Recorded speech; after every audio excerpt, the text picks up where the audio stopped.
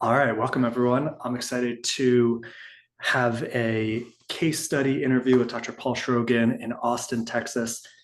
Give a quick intro and Paul fill in some of the details. But Paul, I don't remember if it was 2 years ago, 3 years ago, when you came to an event as a guest, and obviously it was a few years ago, so you're younger in practice, and you were just oozing that like wet behind the ears, kind of relatively new chiro. Was it that obvious? Yeah, yeah, and but it was like could tell you were a solid person just based on your technique and approach of being very neuro-oriented.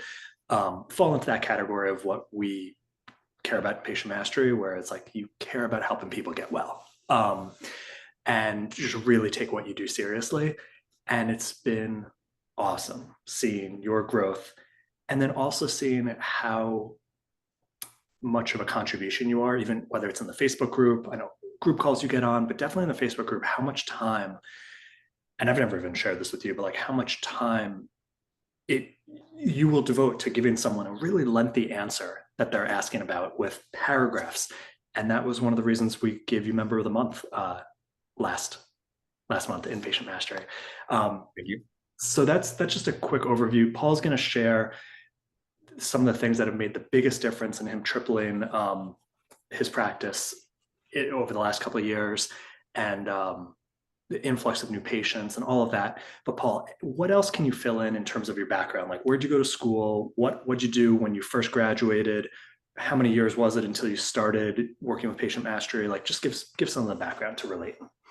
So I honestly don't think I've been in PM for 2 years now. I'm gonna have to check dates, but I would say it's probably closer to like a year and a few months, maybe a year and I a half. remember it was that seminar at the Anatole, and we usually do them in June. And last year we weren't there, so that's why I'm thinking it's like maybe coming up on 2 years or something. Yeah, maybe you're right. That's what I was trying to remember too Maybe when you you said. came to the event, and then like it was months later that you actually Yeah, started the coaching. Yeah. and I mean hesitant, but best decision I've made in a long time. I'll tell you that much. Um, So I went to college at UC San Diego, and I ended up out in Texas. I met my wife out there, and she's from DFW. So when I was searching for schools, Parker was far and away my favorite school, and I ended up there. And I had a great time at Parker. I did a lot of tutoring. If you guys went through Parker, Nader, I know you're in Arlington. I don't know if you ended up through there. Um, and I had a passion for neuro. I had a passion for neuro before I ended up in chiropractic school. My original goal was to be a neurosurgeon, and when I graduated with a degree in physiology and neuroscience, I started shadowing, and I realized very quickly this is not what I want to do. Like this is not my calling. This is not the career I want. The hours I want. Um, and I had had chiropractic care for many years, so that's how I ended up there, and I loved it. But I gravitated back to neuro, and I was a big part of the neuro club, and I worked with a group in Dallas called Carrick Brain Centers, associated with Ted Carrick, who does all the functional neurology stuff. And I interned there, and then I eventually worked there out of school. So I worked there for 2 or 3 years in Dallas, which was an awesome experience. Very intense one-on-one patient experiences, dealing with traumatic brain injury and Alzheimer's dementia and kids with autism and developmental delays and developmental disorders, etc. And after I worked there, I realized I wanted a bit more of a traditional practice with a side helping of neuro as opposed to a really intense neuro practice. So I moved down to Austin, and that's where I started this place. I worked with someone for a little while, and he just retired, and now it's just me. So it's been an exciting ride. Awesome. All right. Thank you for the journey. I'm sure people can relate outside of maybe the intense neuro. Everyone's got their thing. What, how many, let's just say it was 2 years ago, how many years into practice were you at that point? And like, what were the stuck points? Where did you feel like you were hitting your head against the wall, or you knew you had a ceiling? Okay, good question. So first of all, before I dive into that, I hope to see you guys this weekend. Nader, you're in town, so I'm hoping you're making it over to the event at the DoubleTree Market Center. I don't know. I just show up to an address. Miss Rebecca, same as well. So, it's funny. I was 4 years into practice. Let's say it was 2 years ago, because that's about right. I was 4 years into practice in Austin at that point. 4 years into my private practice. And it's a weird question because I honestly didn't feel stuck. Not all the time. I felt like I was doing the right things. I was making the right connections. I was taking the right steps. I was following A, B, C, D. I was getting advice from everywhere, but I just never grew. Like, it never changed. I did the same thing over and over and over again. And even though everything felt happy, and even though the practice would have great months, like, something would come up that offset it. And I never was a step ahead. I never felt like I was gaining ground. And I think that's what really motivated me. I had a good friend in patient mastery, still do. And he really spoke very highly of it. And I went to one of these in-person events, and I got to meet Josh and the team. And Remind me which doc was the good friend, or is the good friend? Joe Adams. Oh, cool. Awesome. He and I worked at the Neuro Center together. Yeah. And as much as I like Josh, and as much as he's wonderful, and as much as this program he's put together, I truly believe is unique and wonderful. A lot of what sold me on this was the other doctors. It's just this incredible community of people of all different types, all different specialties that, like he said about me, are willing to share whatever. You can ask them the most detailed questions about the business. They're going to dive into whatever it is: marketing, finance, communication, plans, pricing, insurance, etc. And I mean, I had so many great conversations that first weekend, and I'm not shy. I asked questions, and that sold me on the community of people that patient mastery really is. And that's, I mean, I'll go into this a little later. I have some ideas of what to say, but that's what continues to drive this. I mean, Josh cultivates incredible speakers that come on and give very cool presentations on a variety of different stuff. Expert speakers about communication, about patient attraction, about finance and tax, about marketing and SEO and advertising. There's a great Facebook group that has all this stuff, and the portal is so heavy with information that I still haven't made it all the way through. So there's so many good modules of, like, here's the communication strategies, here's the leading your team section, here's the, how to bonus, how to grow, here's the marketing section, here's this, future wealth generation, that you can really dive down all these rabbit holes of where do you need to go, what do you want to learn, and the team does a good job guiding you through, hey, what's next, what do you need to be focusing on. But there's so much good stuff that's always coming out, so much stuff that's happening with the groups and the teams and the tribes and the other people you can get information from the group on. And I can't tell you the number of times I've just, I've asked a question and had a one-on-one call result from that with someone in the group who happens to be an expert on that. So that's what sold me on it. And I, at that point in that meeting, in that room, a lot of what Josh talked about was mindset. And I realized in that first meeting how many of my own barriers I was just battling against and not changing. And that was a lot of stuff. I mean, it's still to this day, and I've worked a lot through this. It's financial. It's, I don't feel like I deserve to collect what I should collect. I don't like asking for money. I feel like if I'm going to collect more, if I am collecting more, I need to be putting more and more and more time in, which is just not a winning business strategy. I felt uncomfortable with that. I felt uncomfortable with some delegation things and letting go of some of the responsibilities. And a lot of what I've worked through in that respect, in the mindset, which came directly from this group, really spurred the growth of my practice. And then it's just blossomed with help from everyone else. So Paul, can you dive into that more? Because I think every chiropractor can relate to financial undeserving beliefs in some regard, as well as trying to hold on and not allowing help, like whether it's CA, associate, office manager, doesn't matter. What were some more tangible shifts in the financials or the delegating that really made a difference? So a lot of the initial stuff in patient mastery is about mindset and the mental barriers we erect for ourselves through a variety of things that have led us to the point where we are, and these ceilings we set for ourselves. Most of that was, a lot of it was related to my upbringing and just the way I grew up and, how my family lived and what they did and even how I live now. and just this weird ceiling I set for myself that I was undeserving of having more than that, or that I needed to work more to deserve more, as opposed to just the things I'm doing are providing value, and even sometimes just equating time equals money with patients, and really that's not the case. The patients don't care about how much time you spend with them; they care about the results you get, as well as with the staff, and just the trust I have in the people around me and the team growth and the team development that allowed me to say, hey, we're going to let go of some of this stuff. It's almost laughable to look back, a year and a half ago, 2 years ago, as to how much I was doing, how much busy work I was doing, how much I was controlling, and how much I was my own bottleneck, and how much of the financial stuff. Even just one example. Anytime I came across anything that was overcollected, and I take insurance, about 60% of my practice is insurance. Anytime I came across anything that was overcollected, I was immediately refunding it. I didn't want any ill will. I wanted to make sure the patient knew we have their back. I'm going to check in. We're going to balance the account. I'm going to refund it. Anything I came across that was undercollected, I didn't even want to talk about it. I'd write it off. I'd say, oh, it's no big deal. We'll just, we were collecting a copay when it was actually deductible because the insurance misquoted us, and I wouldn't address it with the patient. I'd address it at their next visit, but I wouldn't go back and charge them the money's uncollected. And that was just my, I didn't like those conversations. I didn't want to handle that stuff. I didn't know how to handle that stuff. And the practice was suffering as a result of it. And it was, dishonest is the wrong word because it was to their benefit, but it was dishonest to the patients. It needed to be handled differently.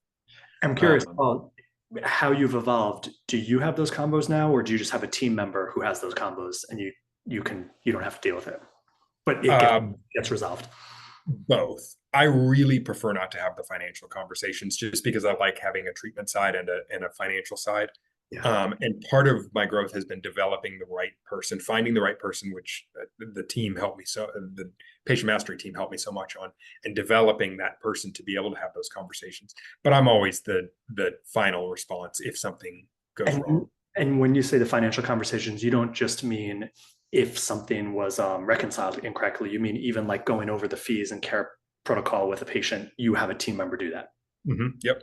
I try and stay out of that as much as possible. And I'm always there. And ultimately, especially when there's questions or there's new things or there's differences in insurance, I'm the one that steps in and has the conversation. But it's much easier. It's not my strong point to do that. And part of the recognition, gosh, I can't pronounce it. Part of me recognizing that resulted in. Yeah. And I give you a lot of credit, because a lot of docs think they have to do it. Now, most docs are oftentimes better at it than their CA, but if it's something you don't like doing and you've got a CA that you've trained or we've helped you with that, like what we say is whoever is more confident in the practice should do it, and whichever way works. And if it saves you time, all for it. Well, and that's, I think, been the biggest change. So I have gained a lot of comfort at having those conversations, and I did it first. It's only been a recent 4 months, 5 months that I've really pushed this onto a new person, because I finally found and hired that right person and got them up to speed and trained them. But for the last year, I've been doing that, which is, I think, in some ways important to, develop the language and get some comfort and be able to train someone effectively to do that. Shucks, I was going somewhere else with that. But there was a huge step forward in comfort in just learning the patient mastery strategies and being able to communicate that, and now being able to train someone else to do that so that my time frees up and I am more efficient. So, because this is such a big topic for chiros of not feeling confident with charging whatever rates they choose, can you share a little bit about what were some of the either tone or bone switches? Tone is mindset, bone is communication strategy in the patient mastery world, that helped you get over that, and you were doing it for, let's say, a year up until 4 months ago, because this is such a sticking point for so many doctors. The tone was really the recognition of those blocks, those ceilings, and then working through those. And honestly, your meditative processes that get you through that stuff is incredible. I actually gave your book to a friend recently that is using it through his divorce to deal with some of that stuff. So when you say the blockages, you're talking about those money insecurities that you developed through youth, which we all, in some way, shape, or form. Exactly. And a lot of that manifested into the actual conversations I was having with patients and being hesitant and being wishy-washy with my recommendations. I knew what was best for the patient, but I didn't want to come across as I'm presenting too much, I'm too greedy, I'm doing this just for the money. And so that insecurity came across in those conversations. And even something as simple as like, I know the patient should be in here twice a week for 4 weeks to get started. Here's what we're going to do based on whatever condition I have assessed and evaluated and my experience with these conditions. This is what's going to be best for you. I didn't have a conversation like that. I was like, well, we can do this, or maybe we can do this, or if this fits your schedule better, we can do this. And that just, it lacks confidence, it lacks direction. And I mean, it was sabotaging not only my ability to grow the practice, but the finances of the practice and the confidence the patient had in me, and therefore my results. I mean, so much of patient results is confidence as well as the treatment and what you're doing. I'm glad you touched on all those points, not just the business, but the actual likelihood of them getting better, whether they're following recommendations or not, 100% based on your certainty. Well, and really I mean, aggressive. we've gone, part of my growth now, we're one of the highest reviewed practices in our area. We've got like 195-star reviews, and that has happened in a year and a half. And the vast majority of those reviews come after the first visit because of the way I communicate, the way I connect, which all of this is based on the patient mastery stuff. I will also admit I don't use, and there are some incredible, script is the wrong word because it's not really like a script you think of in another coaching group where they're like, here's what you have to say, here's how you have to sell.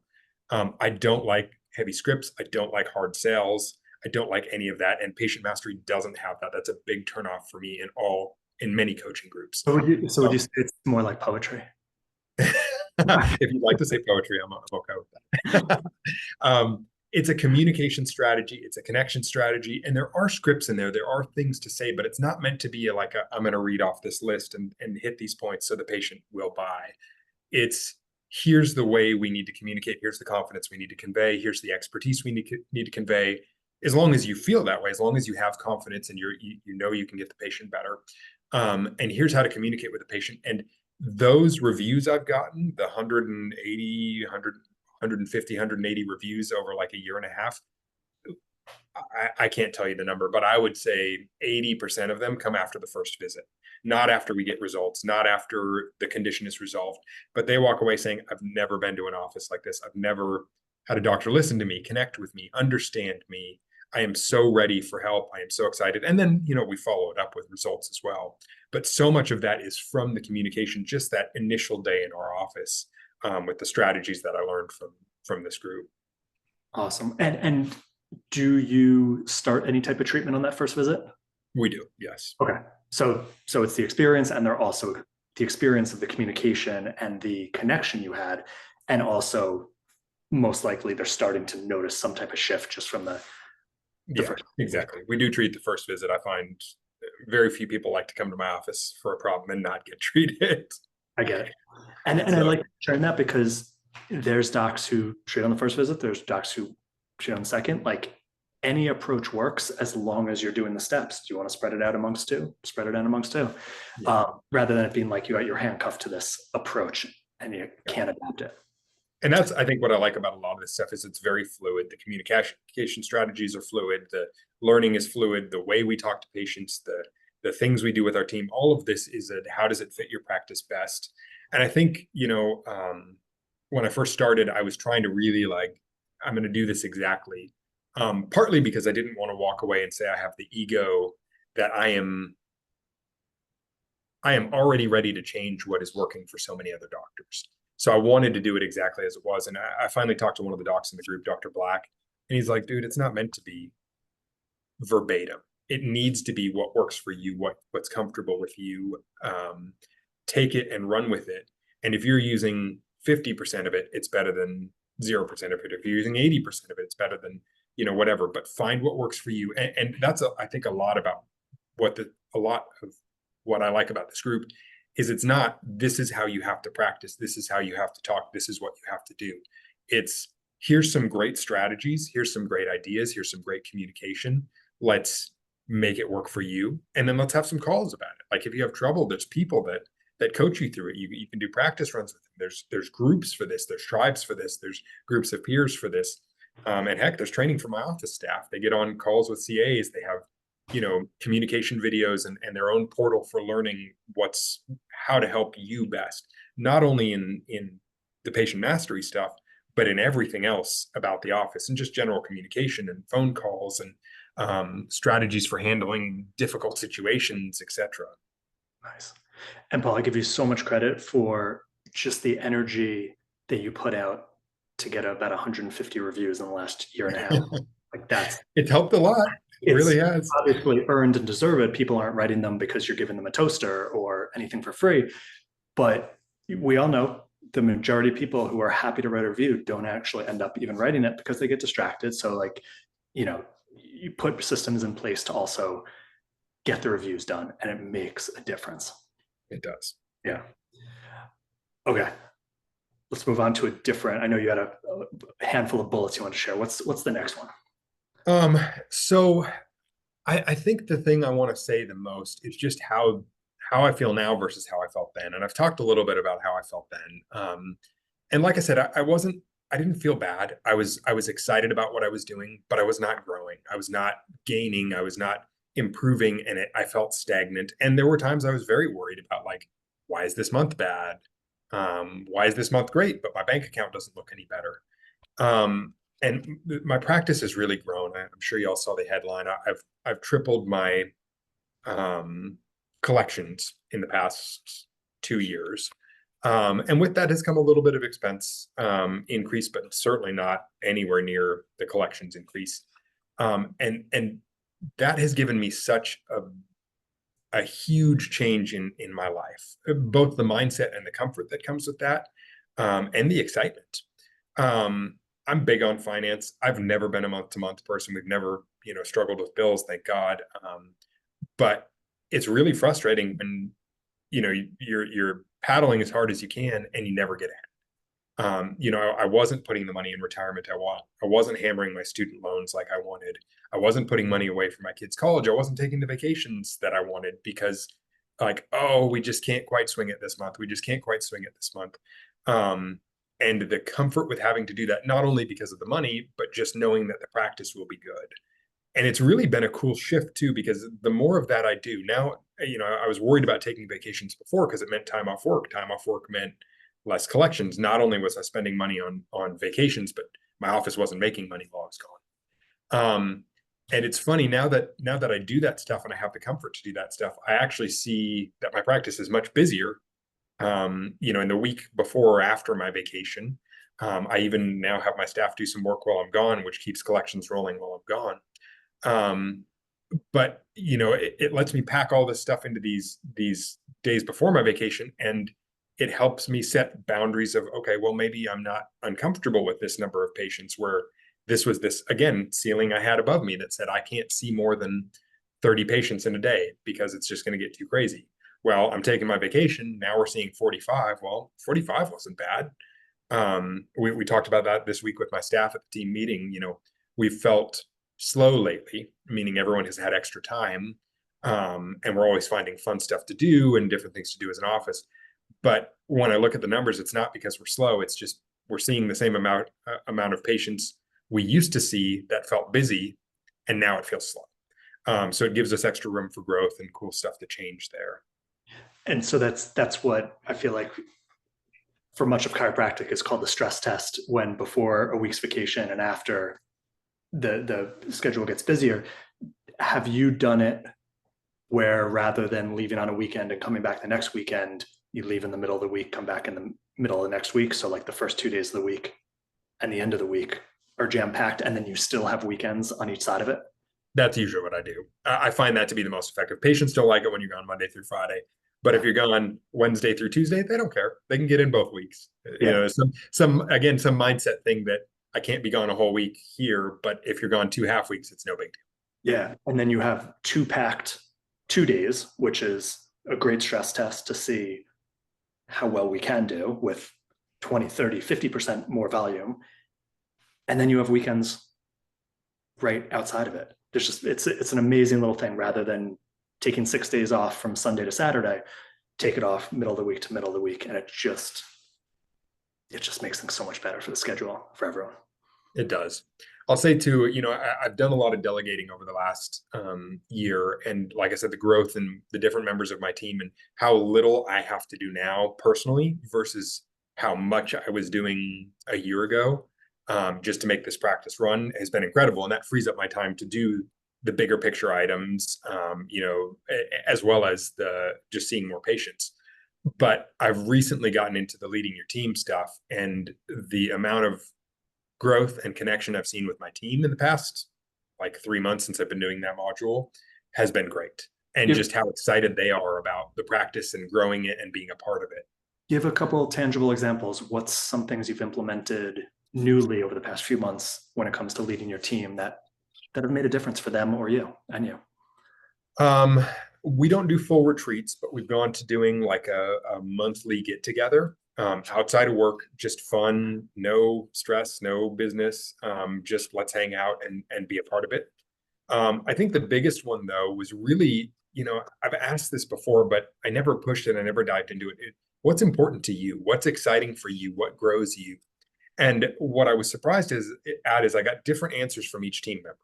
I have a team member that really wants to learn more of the rehab side. And, we have a Shockwave, which has been a great revenue booster as a recommendation to people in this group and just an awesome treatment tool in the clinic. And she really wants to specialize in that. She wants to grow that. She wants to build it. She wants to get more going with that. She wants to learn more about it. I have a front desk person that is just super passionate about, like, I want to know more about the insurance process, the collections process, the billing process. Like, I want to be the person that masters this. And I've got another person that's like, I want to go meet other doctors. I want to go meet lawyers and I want to build your practice. And she is bubbly and wonderful and will be perfect at that. And it's just been a really cool, like, I've taken about a month to train her and get her up to speed on what does communication look like. And we're about to release her into the world a couple times with me and then on her own to just go build the practice, which is great because I personally don't love doing that stuff. I understand it's a necessity of business, but when I'm done with work, I want to go home and play with my kids. I want to get a workout in. I want to do whatever else. And so having someone that's like excited to spend more hours on the business and like has the perfect personality for it and knows what we do and is just going to connect with someone else to say like, hey, we want to work with you. Those type of things, finding, and what's surprising to me is they don't look at it as more work. They're excited. Like, no, I get to spend like the clinic closed hours going out and meeting lawyers. That's awesome. And I'm like, yeah, that sounds like torture to me at 5 o'clock or at 2 o'clock on a Friday. Now, Paul, if team hasn't started doing that yet for you and it's something you don't enjoy, what was the main ways you did connect or create relationships in the community? Like, was it totally random organic, or did you do it even though you didn't really enjoy doing it? I did it, and even though I didn't really enjoy it. Yeah. So, and I haven't done as good of a job of that in the medical side, which is something I'm excited for her to do. I also feel like, and again, this may be a barrier that I have above my own head that you're going to laugh at. I feel like that's better. Like to me, it looks a little better if a marketing person walks into another doctor's office as opposed to the doctor walking. If something like that just to me comes off better. And I want her to connect with the front desk staff anyways. Like they're the people that are going to be doing the referrals. With the lawyers, I had no problem connecting with them. But I have some barrier that like, no, like at the OB-GYN, we do a lot of, we see a lot of pregnant moms that do really well in our treatment. And I get a lot of referrals based on that. I want her to market to the OBs that are nearby. That's not something that I feel would be as well received from me as it would be for her. Awesome. And again, maybe that's wrong. Just going down a tangent. So you get a lot of referrals from the OBs. What about midwives? Have you tapped into that community yet? I haven't yet. So you should definitely. Yeah, I'm going to write a little note on my stuff. Put that on your list. And I'm sharing this from just examples that's worked for docs. And I get like, I did not see pregnant women or infants. So this wasn't for me, but different strokes for different folks. And one doc literally just created a monthly meetup and she focuses on pregnant women. Created a monthly meetup at her practice with food for midwives. Anyone, let's say within driving distance, not as a presentation of like, this is why you should refer to me, but purely, hey, like, how are things going for you? What do you want to share? Do you have any tough cases? Just a brainstorm session. And that pretty much fueled our entire practice for years with new patients, just doing that monthly and creating a community. So, like, Paul, that's literally something, I mean, you could be at some of them, but like your practice could be the facilitator of this is where midwives come together and connect and share and feel heard and feel valued and get answers to questions and find out that like you take care of stuff that they don't. Yeah. And that's, I think, I love that idea. That's great. Any sort of community I can build like that.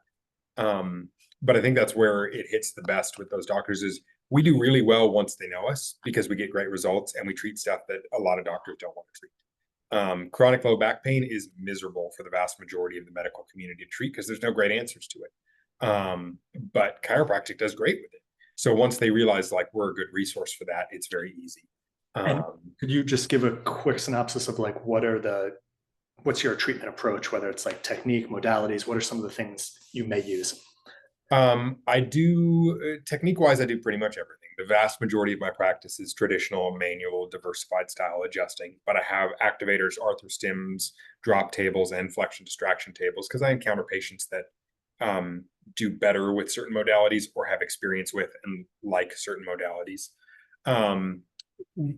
With that, we're usually doing some therapies. I have staff that does some manual care with them, some stretching. We're doing some home exercises, teaching, but I don't do any rehab in office or very little.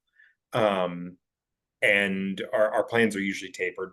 I consider myself an evidence-based practice, so we usually start a little more aggressively, and once the patient starts to do better, we taper off. We have adjunct modalities. We have therapeutic ultrasound we use for acute issues like tendonitis and inflamed areas. Shockwave, like I said, has been a recent addition this year that has been great. It just blows me out of the water how well it works on my plantar fasciitis and my like rotator cuff calcific tendonitis stuff. And I do have a decompression table that we use for some of our disc injuries, although usually not hot low backs. That's later in treatment for kind of maintaining and improving discogenic symptoms. Nice. And you may have said it because there's a huge list, but like you'll also do the neuro protocols or something that you learned, let's say early on in your career. Yep. I don't do the one-on-one neuro rehab like I used to. I usually assess and kind of build an exercise plan and check in with, find things that will improve their symptoms and then develop care plans associated with that. I have a patient in this afternoon, and she has this really weird that nobody can solve, a left beating nystagmus only in left gaze. So if she looks out the left side of her eyes start beating, and that gives her dizziness and spins and, makes walking and driving and all that stuff dangerous. And we've had really good results over the past, a couple of visits, like, hey, let's do an exam. Let's find what's going on. Let's find some things that improve your symptoms. Let's do them. And then let's modify as we go. Excellent. All right, I got you off track. You're still talking about referral relationships, I think. Yeah, and I mean, like I said, we do really well with our care. We have a really high patient satisfaction, and a lot of that is the communication strategies and the results. So once we get a relationship going, it's very easy for us to continue that relationship. The lawyers we work with, they love the way we work. They love the notes we give them. They love the way we communicate. They love the way we're prompt with everything that we're doing. And so, I have a big law firm in town that I was able to kind of crack open by talking to a few people and sending a case or two to them. And now I think I see 5 to 10 new PI cases a month from them because they're like, we love working with you. You guys are great. Our patients love you. Everybody's happy. You talk to us, you send everything. And, just building those type of relationships has been another huge growth part of the practice. And I think, there are months where I only see 2 cases from them, but I've built enough of those relationships that overall the balance of the ship just continues to rise, which has been great to see. Beautiful. And I like what you said right there is when you wanted to establish a relationship with them, you gave first. Mm-hmm. Referred to them to get on the radar. Then, of course, when they referred to you, like, hey, how can I make it easy for you? Whether it's the notes, the communication. and just always looking at it from that perspective. Yep, exactly. What else is on that checklist of yours? Um, let's see. Give me just a moment to glance at it. We talked about team, we talked about delegation. I guess there have been some really, and again, a lot of this started in patient mastery, just efficiency upgrades to practice, how we schedule, how the day runs, how we communicate with patients. What does my schedule look like? Where do my new patients go? How do we do all these different things? And some of that has been a learning process of our own and finding what works best for us and building that in. And some of that has been built on the templates of what I learned in your group and from communicating with other doctors in the group.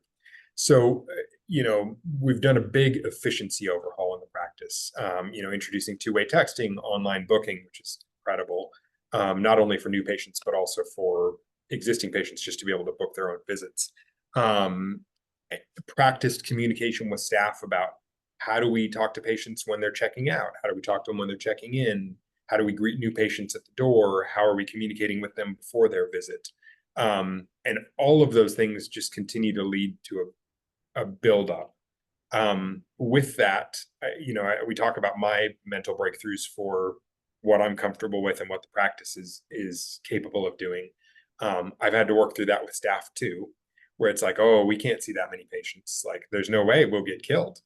And really being good about my communication, especially on the heavier days, and like pointing out, like, hey, team, great job. We saw 50 patients today. And they're like, we did? Like, it didn't feel like 50 patients, and just, bringing awareness to the positives. And there's been some growth with incentives, bonuses that I put in place for the team that makes them excited to be busier, as opposed to just like, oh, great. I can see 20 patients and I can see 50 patients and I'm going to get paid the same amount. There's no reason they want to see 50 patients. Now, my staff were great and they're all excited to grow the practice regardless. So I shouldn't say that, but it's a lot nicer when you realize, hey, we're busy and this means something for me. Yeah. Like, I'm going to be more excited about this. That's a big thing about bonuses we talk about is the bonus will not get the team to get to the next level, but it makes it nicer when you do, and it's just the right and nice thing to do. So you see the difference there? Like, have the bonus. It's not going to make the difference in team performance, but it's still the nice and right thing to do. Yep. It's like some docs struggle with that and bang their head against the wall for a career, thinking, why, when I'm giving such incentives, they don't bring in more new patients, or do the incentive, or do the hit the goal. And it's because they're not a business owner and they're not wired to perform outside of how they perform every day. Like, they don't have that. It's different wiring.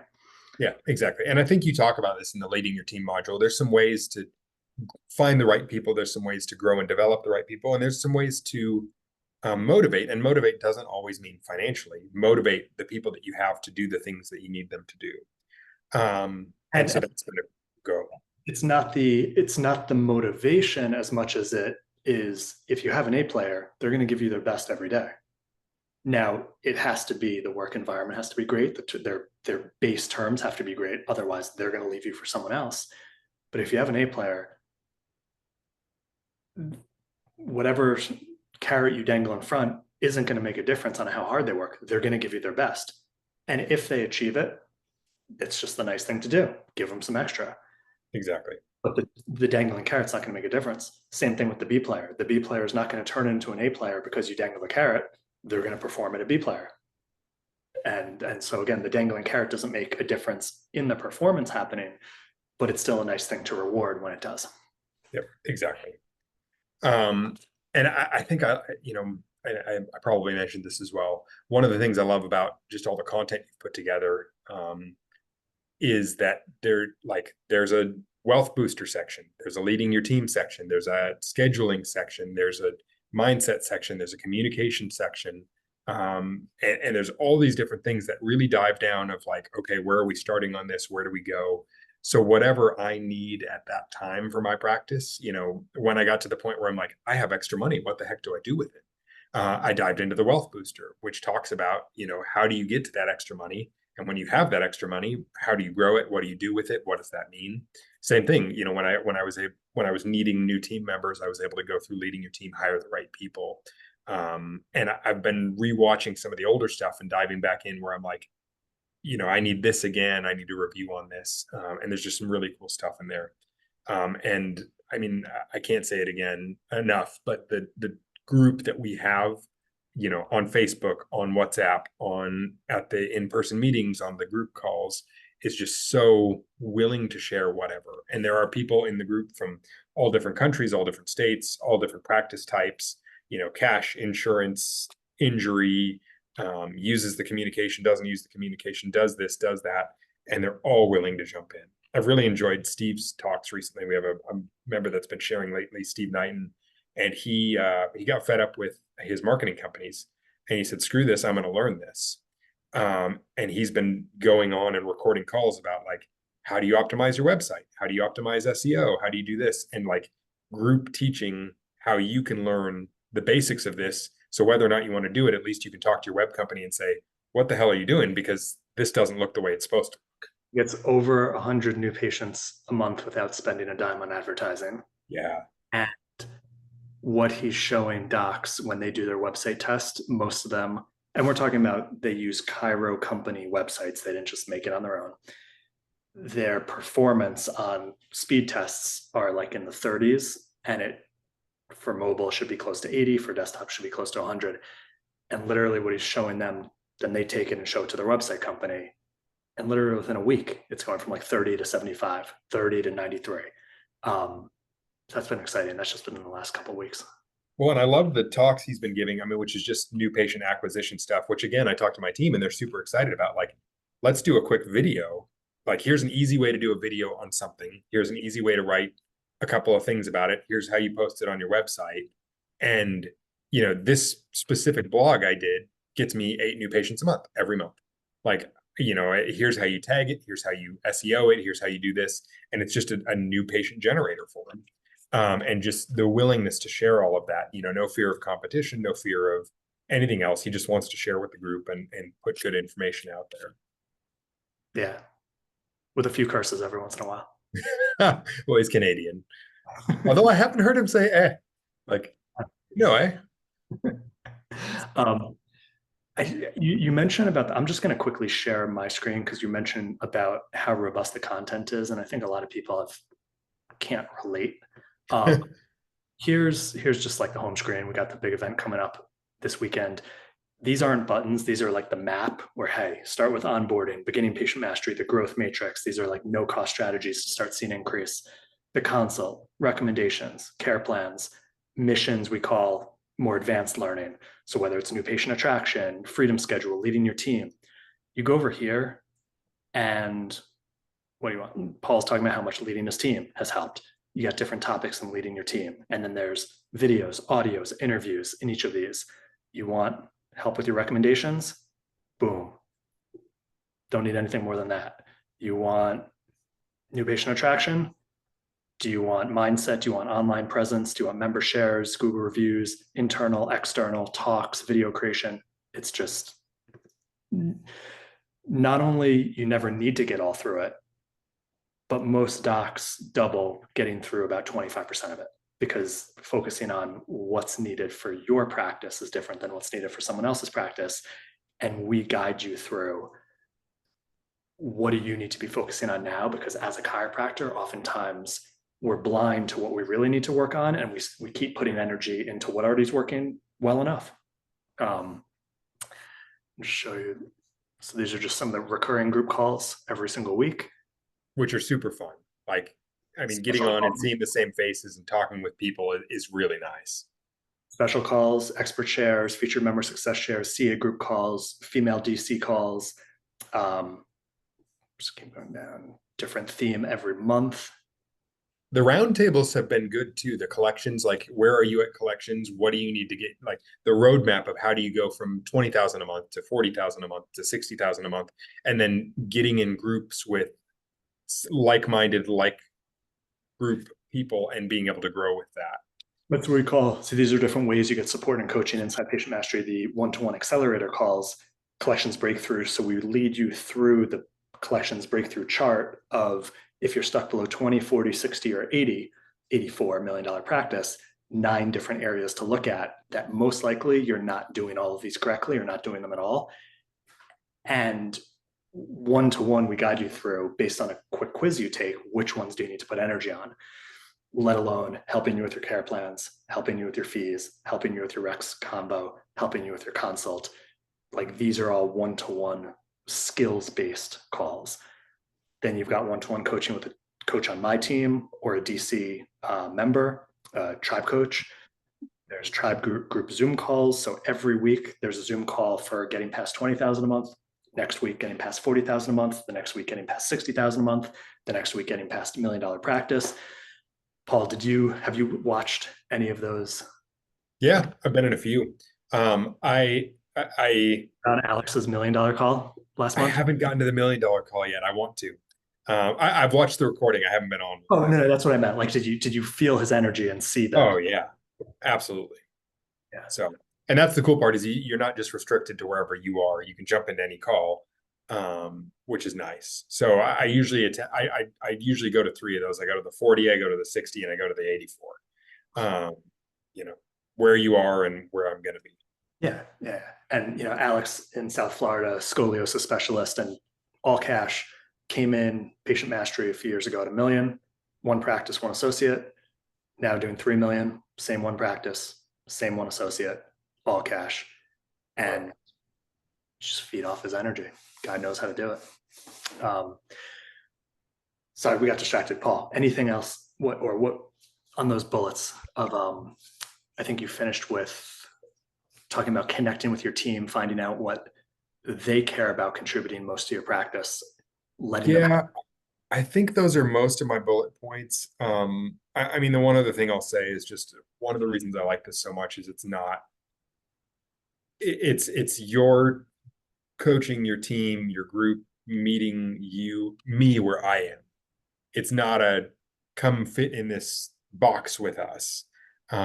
It's where are you? What do you need? How do we grow you?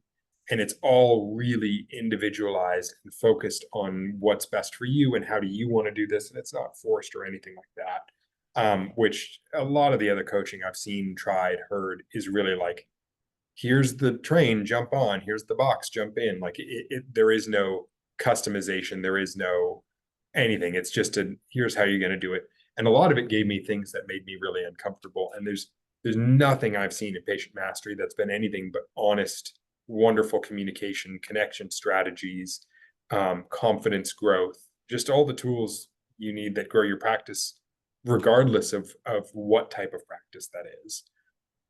Yeah, Paul, thanks for saying that, because that's something that just weighed heavily on me years ago, both when I was in school and was part of many different coaching groups. It's like, man, why do we have to say things that I wouldn't want to say to my own mom? Or Yep. now I understand why we're not respected by other professions. Now I understand why insurance company is pulling, so many benefits away. And that's something that's actually something I'm going to talk about just briefly this coming weekend, is that it's been almost 10 years since I started sharing strategies with chiros. And in 10 years, we haven't changed our focus. We haven't chased the next shiny object. We didn't dive into telehealth when COVID came. All we've done is made it stronger and better because principles work, not the next fad, the next Facebook ad, the next whatever. Like, principles work, whether it's in COVID and no one knows what's going on, or inflation, or anything. Like 10 years of just making it stronger and better, and the same principles that work. It's rare to see that. It is. I agree. Yeah. And Right? especially when you can feel comfortable at everything you do. Yeah. Which is great. Like I'm always been proud of what I do and excited for it. And this has just grown that tremendously. Yeah. All right. Any last words or encouragement you want to share? Not like PM pitch, just anything in terms of talking to other colleagues who may feel like they're at their glass ceiling or banging their head against the wall, because it's so common in this profession, especially if you're on your own island, of just words of encouragement, different way to think about practice or look at things, anything that could be beneficial. Well, first of all, I would say that anyone on the call, I should have said at the beginning, if you have a question, drop it in chat, unmute yourself, please, ask. I'm an open book. Um, and what I would say to that is really like, there is a way to go forward that's not banging your head against a wall. And if that's how you feel, or if you feel stuck, or if you feel like you're not growing, I would encourage you, A, I'm sure you're wonderful at what you do, and there's a group of people that's going to help you here if you're interested. But I would encourage you, if you can, jump to the retreat this weekend, the in-person event in Dallas. It is a really cool event. It's what originally got me hooked. Not only just, like I said, the people, but all the cool stuff I came away from that, the confidence I came out of that with. It's very easy to be alone and feel stuck and not know where to go from there. And whether it's me, whether it's someone else, I encourage you to reach out. And we're here to help. There's other doctors that are willing to help, that have gone through it, that have done it, that have come through the other side, that will help you do exactly the same thing, because it's so exciting. I want to see every chiropractor succeed. I don't care if you're a mile away from me, I want you to succeed. You're not my competition, you're my partner, you're helping the community, everything. And this group exemplifies that. Not meant to be a pitch, but kind of is. Oh, Paul, thanks for saying, like, just the way you said it, about, it's like it shows how strong your mentality is when you're talking about, I don't have competition if you're a mile away, like you're a comrade, and I want to see you grow. Like, that's such a powerful, healthy mindset and mentality, and is a symptom, well, is both a cause and a symptom of the growth you've seen. Doing it from just that place of abundance, not I know something you don't know, or like, yeah, if I get a patient, you don't get a patient, any of that type of mentality. There's more than enough to go around, and we are all our own worst enemy and our own biggest sabotage, myself included. And it oftentimes takes getting out of your practice or your head to even just be aware of that, and then see, oh, I could think about it this way. Or if I say this sentence, it comes off so much better to new patients. Or if I think of it in terms of not how much something costs, but what the opportunity to save is, that just makes like some fees conversation so much easier. Just that tone shift, let alone really looking at, where am I stuck because I don't believe I deserve the success that I say I want, or that I've written down, or that I see my other colleagues having. That's a big one. And that's what Paul started with, is how important self-awareness and acknowledging we all have undeserving beliefs. We'll have them our whole lives, but how much are you working on them, and how much are you deflating them? So rather than it owning you, you're aware of it. It gets at you sometimes, but you're moving forward. Yep. And that confidence is contagious. As much as that lack of confidence and that lack of knowledge and fear can keep you down, the opposite is so true. And the more of that you have and the better you do, it's just this spiraling growth that lifts you up and grows the practice and spreads to the patients. And it is, like I said, busier than we've ever been, and more excited about it than I've ever been, and everybody is excited for that. So, and that when you're talking about it spreads to the patient, something we talk about a lot in PM is the patients are going to feel what you feel. And there's a lot of things, chiros, whether it's going into a consult and feeling like, I've got to educate this person to understand what I understand after 15 years being in chiro, and it just feels like exhausting and overwhelming. That's what they're going to feel. You go into a recommendations or money conversation and you're feeling anxiety. Ooh, this is going to be too much for them. Are my fees too much? I need this. Or what are they going to feel? They're going to feel anxiety. It's just transfers subconsciously, consciously, like, and so tone over bone, your headspace, your being, when you shift that, and then you have the bone, which is the words or the action or the strategy, and you combine those two, that's where power comes in. It's not one or the other. It's not sit there and meditate and your practice will grow, and it's not read the script and do whatever else you want and it works either. So Paul, super proud to have you in this community. Such a contribution. Uh, Look forward to seeing you in a few days. Yeah. And just even how well things have gotten. Like, I don't even think you touched on, but I know, being able, I think being able to send your kids to private school has made such a difference for you. Hmm. Um, and knowing that this is still the tip of the iceberg with all of your potential and, how early still in the game you are professionally and career wise. Yep. I agree. And it's been a huge shift in the family and everything else we're doing that it's just, step by step growth and excitement. Yeah. Hey, if you're watching this, you might be watching this as a recording, not even live. And Paul's mentioned it's just randomly happened to be that our annual 2-day event is coming up in a few days, but I totally get like you're not coming flying across the country in 2 days for that. You might listen to this in a week or a month or a year and it's long past, but we only do that once a year. And your practice is not going to transform in 2 days at a seminar. It will open up your mind to what's possible, just like Paul saw it a couple years ago at his first one.